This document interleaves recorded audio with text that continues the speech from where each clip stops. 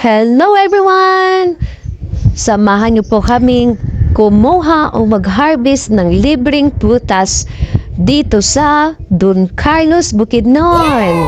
Dahil naimbitahan kami dito, ay hindi na po kami nagpatumpik-tumpik pa. Kumuha na po kami ng sungkit para masungkit yung mga prutas na gusto naming kainin. Dahil libre ito, hindi na po kami nahiya, char.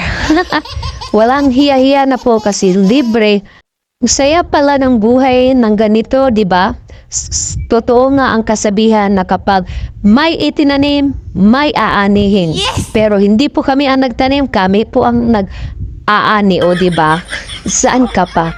So, pakapala na po to ng mukha. Basta only lamon, o di ba? Lamon is life. Kung meron tig harvest, meron ding tig kaon or tig kain ng hinarvest, o di ba? Enjoy. So enjoy lang ang life dito at masaya po ang buhay dito sa farm at busog na po kami. Salamat po sa panunood nyo at ito po lahat yung nakuha namin. Bye-bye!